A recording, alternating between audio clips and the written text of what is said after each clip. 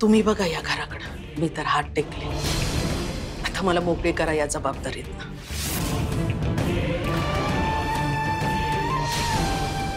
थांब वीरू,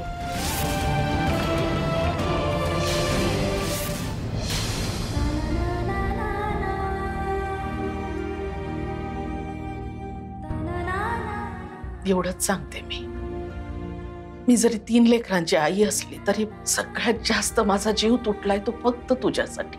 काही झालं तरी धनंजय आणि जगदीश खमके आहेत, पण तू पडलास हळवा। या हळवेपणातनच तुझ्या मनात माझ्याबद्दल गैरसमज निर्माण झालेत, समजतंय मला। तरी एक गोष्ट लक्षात ठेव,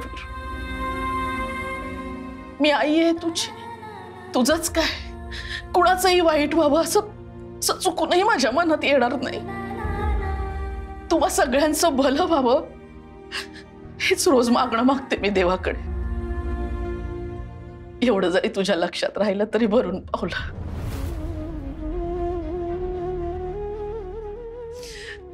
दुसरी काहीच अपेक्षा नाही माझी तुझ्याकडनं।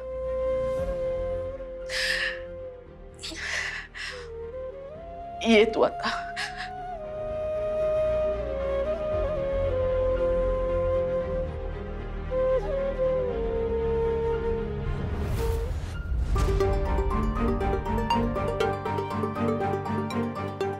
लकीली साथीचा ताप नाहीये, एक्झर्शनमुळे त्यांना अशक्तपणा आलाय।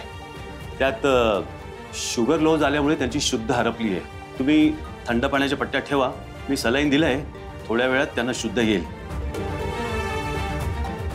आणि हो, इथून पुढे कामगारांना माणसांसारखा वागवा, नाहीतर खूप महागात पडेल तुम्हाला। बघितलंस प्राजे, काय गत झाली ती। मालकीनबाई जेव्हा संचालिका होत्या तेव्हा सगळं आनंदात चालायचं, पण कांचनबाई साहेब जेव्हापासून खुर्चीत बसल्या तेव्हापासून आमच्यावर आभाळच कोसळलंय बघ।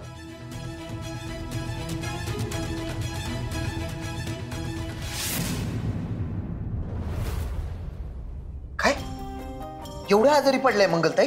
होय, हे समजा जाऊबाईंच्या आडमुठपणामुळे झाले। अहो, मंगलताईंचा जीव जाता जाता वाचलाय। मम्मीने जर मला फॅक्टरी बद्दल सांगितलं नसतं आणि मी वेळेत पोचले नसते तर आज काही खरं नव्हतं वस्तात।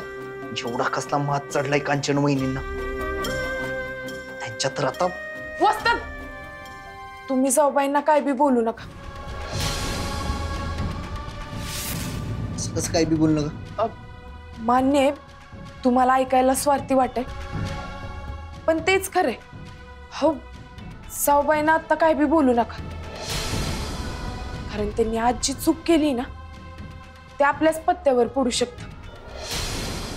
ही आपल्यासाठी संधी वसतात। संधी? कसली संधी? आईंना नवीन उमेद देऊन फॅक्टरीत परत आणायची, त्यांना परत स्वतःच्या पायावर ताटमानेने उभं करायचे। ती कशी काय?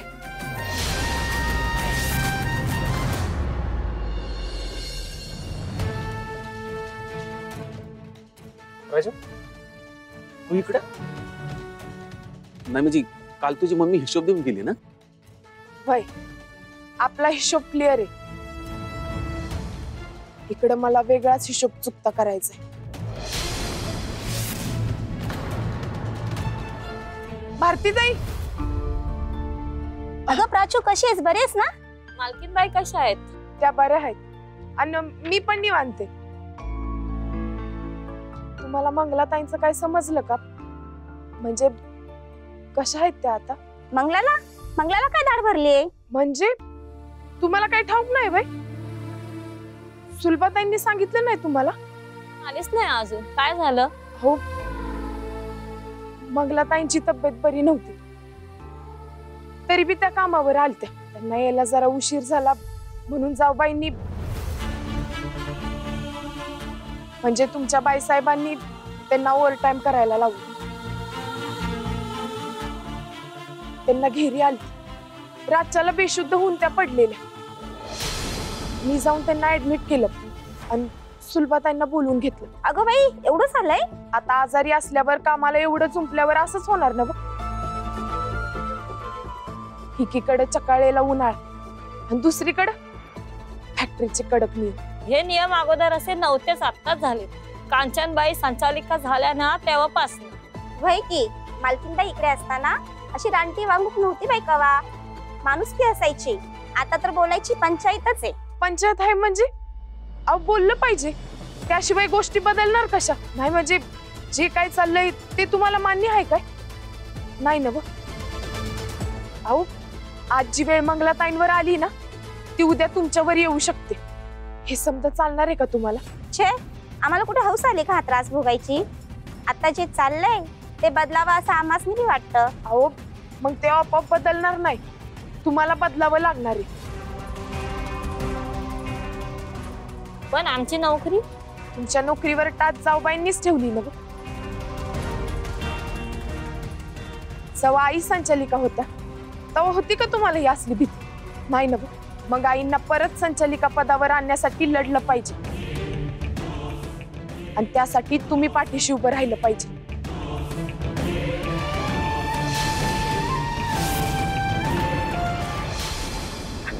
आता ऐकलंच ना आवाज.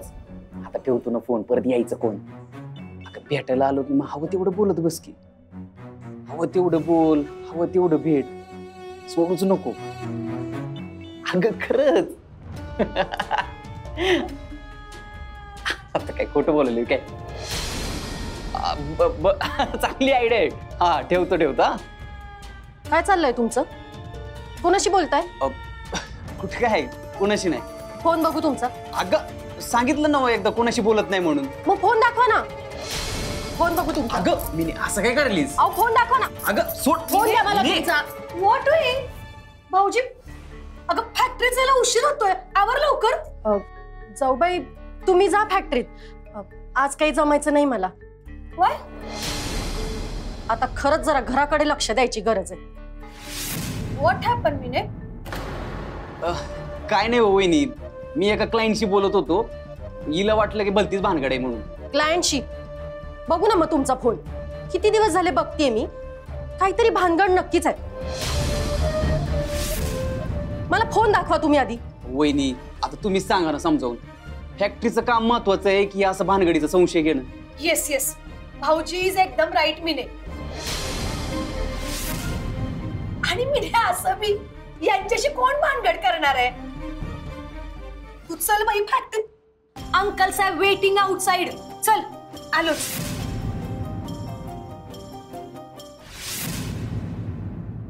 वय ना पर्सलाईन लावली आहे म्हणून त्या मंगलेला. आज मंगलाचं असं झालंय, उद्या आपलं बी असं होईल. काय बी करून हे थांबलंच पाहिजे. होय होय, हो, थांबायलाच थांबायलाच पाहिजे. पाहिजे, होय, होय, थांबायलाच पाहिजे. नाही, थांबलंच पाहिजे ना. What is meeting? वर्कलोड सुरू नाही केलं अजून? आम्ही करणार नाहीये काम. मग काय घरला बसायचंय बेरोजगार होऊन? आम्ही ते बी होऊ देणार नाही. आम्हाला आमच्या हक्काचं काम पाहिजे, हक्काची कमाई पाहिजे. What meaning? तुमच्याशी बोलायचंच नाही आम्हाला. हो हो, संचालक मंडळाच्या सगळ्या सदस्यांना इथे बोलवा. त्यांच्यासोबत आमची मीटिंग घ्या, तेव्हाच आम्ही बोलू. तेव्हाच आम्ही बोलू. तेव्हाच आम्ही बोलू. तेव्हाच आम्ही बोलू. थांबा. असा काय प्रकार आहे? संचालक मंडळ कशा बाई पाय तुम्हाला? काही नाही अंकल साहेब, एक्स्ट्राची मस्ती चढली यांना. दुसरं काय? आता गुपचूप कामाला लागताय की गेट टुगेदर सगळ्या नोकरीवर आउट करू? काय तुम्ही असं करू शकत नाही. तुम्ही जर असं केलं ना आम्ही तुमच्या विरुद्ध खटला दाखल करू. हो हो, आम्हाला न्याय मिळस तर आम्ही फॅक्टरीचं काम सुरूच होऊ देणार नाहीये. काय ग बायांनो? हो बरोबर आहे. कांचन शिराळकर मुर्दाबाद मुर्दाबाद. कांचन शिराळकर मुर्दाबाद मुर्दाबाद. कांचन शिराळकर मुर्दाबाद मुर्दाबाद. कांचन शिराळकर मुर्दाबाद मुर्दाबाद.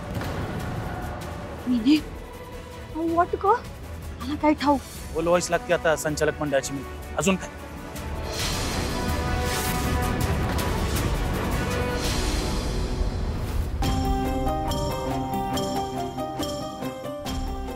वस्तात अहो कुठं निघाला? आईचं तिकीट ताब्यात गावले. तेच कॅन्सल करायला निघालो. ते समजा नंतर न करा, अगोदर आईंना घेऊन फॅक्टरीत चला. का? माझा नेम बराबर लागलाय. आईंना परत तिकडे न्यायची वेळ आली. चला लवकर चला. आई आई लय महत्वाचं काम आहे, आत्ताच्या आत्ता फॅक्टरीत चला. अहो लय मोठी भानगड झाली आहे.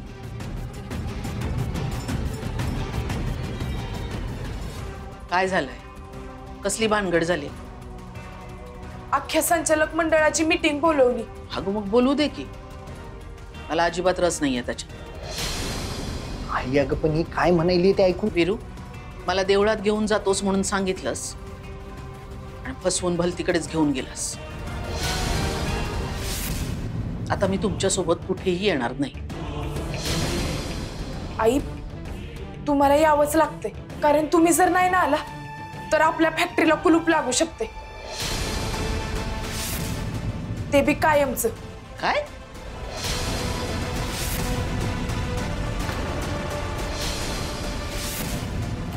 कांचन शिराळकर मुर्दाबाद मुर्दाबाद. आल्यात ना आता संचालिका मंडळाच्या लेडीज. मग बोला की काय बोलायचंय ते. आम्हाला फॅक्टरीत बदल पाहिजे, हुकुमशाही बंद व्हायलाच पाहिजे. काल मंगलाबाईंना जी काय वागणूक दिली तिचा आम्ही धिक्कार करतो. आम्ही हे सहन करणार नाही. खोटं बोलायला त्या, असं काय बी झालेलं नाही. खोटं तुम्ही बोलायलात बाईसाहेब. मी स्वतः होते डॉक्टरकडे. काय गत झाली होती हो त्या मंगलीची, बघवना झालती. अहो रातभर तिला सलाईन लावायला लागली, तेव्हा कुठे जाऊन तिला घरला सोडलंय. ही असली वागणूक कवा बी मिळाली नव्हती आम्हाला फॅक्टरीत. मालकीनबाई संचालिका असताना माणुसकी होती इकडं, आता तर सगळंच नसलंय. कांचनबाई साहेब संचालिका झाल्यापासून आम्हाला ताशी कामावर ठेवलंय, बोनस बी काढून टाकलाय. मालकीनबाईंनी आमच्या मुलांच्या शिक्षणासाठी स्कॉलरशिप बी सुरू केली होती, ती बी तुम्ही बंद करून टाकली. त्यात भरीसभर म्हणून कामं बी बिघडली. बाईसाहेब स्वस्तातला कच्चा माल मागवायला, त्यानं मसाल्यांचा दर्जा पार बाद झालाय. होय की बाजारात फॅक्टरीचं नाव खराब झालंय, लोक आम्हाला जाब विचारायलेत. मालाचा दर्जा हाय की लो याच्याशी यांना काय गिवणते नाही का.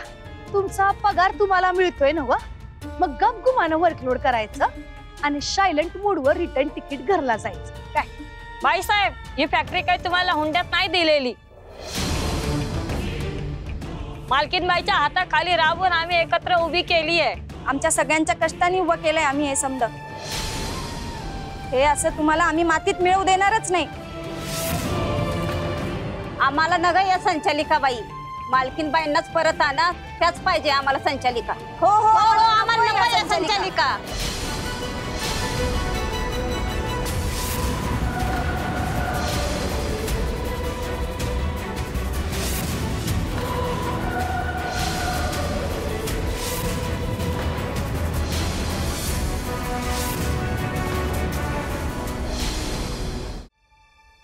या मालकीनबाई, बघा हे समजा काय चाललंय.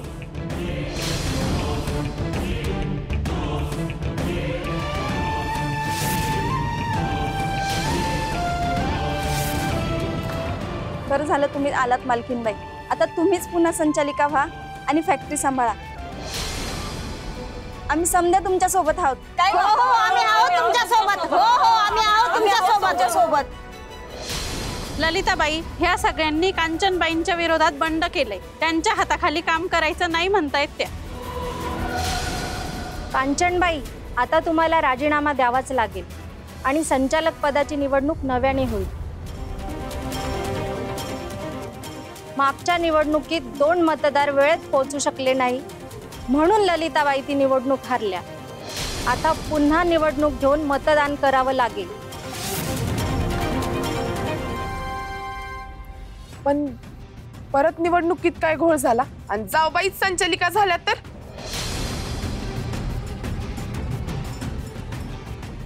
आम्ही तसं होऊच देणार नाही.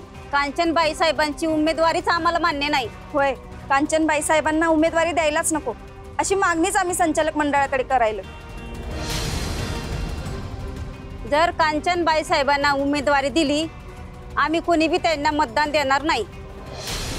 खरं तर मालकीनबाईंची निवड बिनविरुद्धच व्हायला पाहिजे.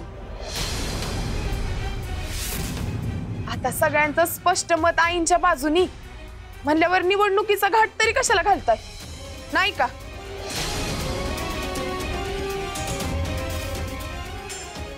नियमानुसार निवडणूक घ्यावीच लागेल. कांचनबाईंनी किंवा इतर कोणी उमेदवारीचा अर्ज केला नाही तरच ललिताबाईंची निवड बिनविरोधी होईल आणि निवडणुकीचा व्याप वाचेल. साहेब, आता तुम्हाला कोणीच मत देणार नाही म्हटल्यावर निवडणुकीचा घाट तरी कशाला घालायचा? म्हणजे फॅक्टरीच्या संचालिका म्हणून आईंची बिनविरोध निवड झालीच म्हणून समजायची, नाही का?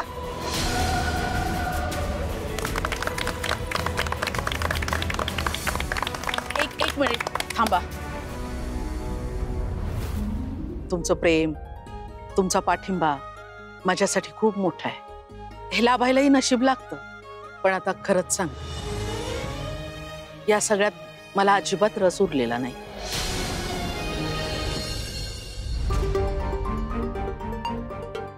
आजपर्यंत जेवढं जमेल तेवढं सगळं केलं मी, पण यापुढे आता नाही झेपणार मला.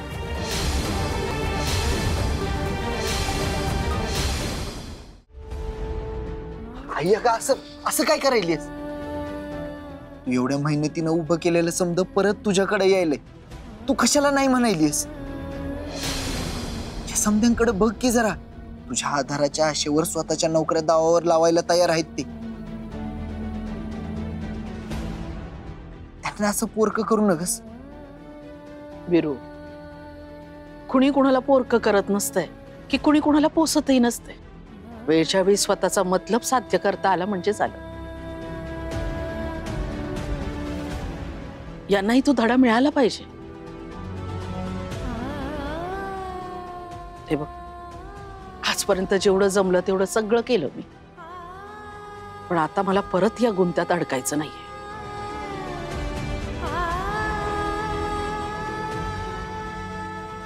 माफ करा मला.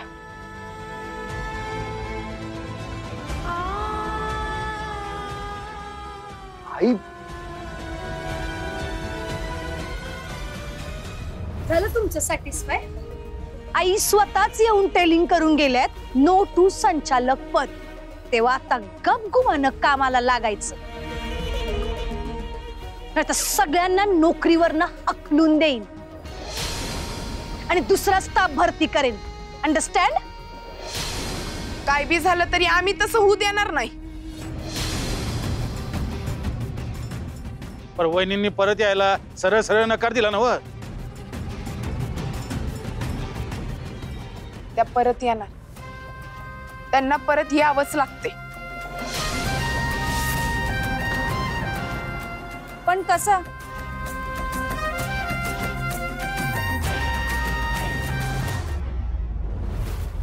रंग बाहेर नाही घालवायचा. हाय, हा गुलाबी रंग. आजी, सगळे म्हणतात की तू देवदर्शनाला जाणार आहेस. हो ग बाई, जाणार आहे. 15 दिवस. कदाचित जास्तच. आजी, नको ना जाऊस. बाळा, मला जावंच लागेल. या घरात आता माझं मन नाही रमत. पण का? पोरं मोठी झाली, त्यांना अक्कल आली, माझी गरज संपली. या घरात माझं कुणीही काही ऐकत नाही. प्रत्येकाला मनमानी करायची. आणि आता असं का, असं विचारू नकोस. माझ्याकडे त्याचं उत्तर नाही. आजी, पण मी आहे ना अजून लहान.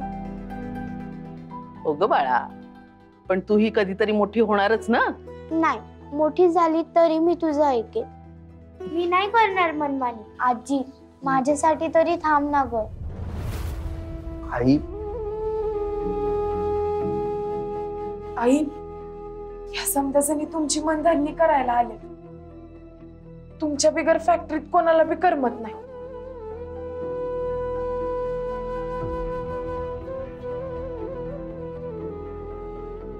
परत एकदा समजा तुझ्याकडे यायला, ते असं न करू नकस. स्वतःचा नाही, आमचा नाही, निदान बाबांचा तरी विचार कर की. स्वतःच्या जबाबदारीकडे अशी पाठ फिरवलीस तू. तर त्यांना काय वाटेल? आई, आमच्याकडनं ज्या ज्या चुका झाल्यात ना त्या आम्हाला मान्य आहे. इतरांच्या चुका दुरुस्त करायची बी तयारी आहे आमची, पण हे समजत आवाज शक्य जेव्हा तुम्ही बराबर मार्ग दावाल. फॅक्टरीची इसकटलेली घडी आता परत घालणं तुझ्याच हातात आहे. वय मालकीनबाई, अहो तुमच्या बिगरी फॅक्टरी कोणी बी चालवू शकत नाही, आणि आम्ही तर तुमच्याशिवाय पोरकेच होऊन जाऊ. आमच्यासाठी तरी परत या मालकीनबाई.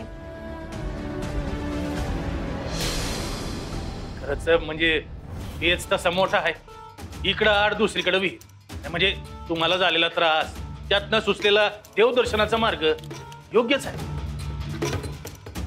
आणि इकडे फॅक्टरीची जबाबदारी बी लय महत्वाची आहे बघा. ही स्वीकारली तर त्यातनं सुटका नाही. जो काही निर्णय घ्यायचा तो पुरता विचार करून घ्या. अजून काय सांगायचं?